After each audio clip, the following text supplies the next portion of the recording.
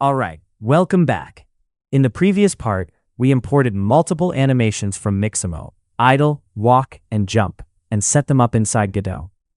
In this part, we're going to add a run animation and prepare our character for movement using CharacterBody3D. First, let's go to Mixamo and download a run animation. Upload the same character, search for run, and preview it.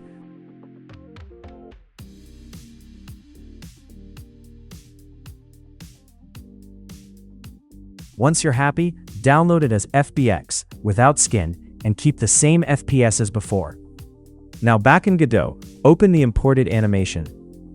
Select the animation, set the loop mode to linear, so it plays continuously. Enable Save to File, and save it as run.anim.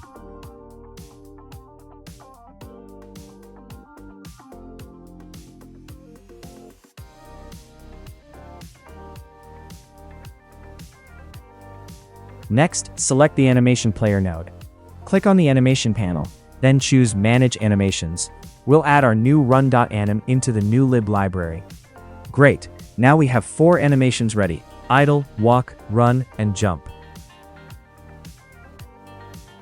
Now we're going to prepare our character for actual gameplay. Instead of using a basic node 3D, we need a CharacterBody3D. This allows us to handle movement and physics. Select the root node, right-click, and add a new child node. Search for CharacterBody3D and add it to the scene.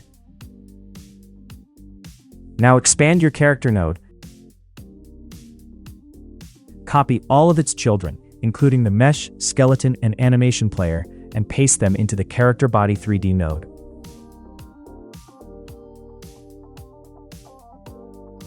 Next, let's add collision. Right-click on CharacterBody3D. Add a collision shape 3D node.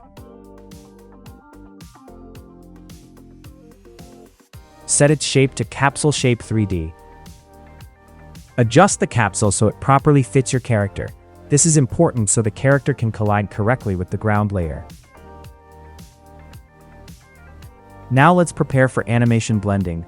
Add a new node, AnimationTree.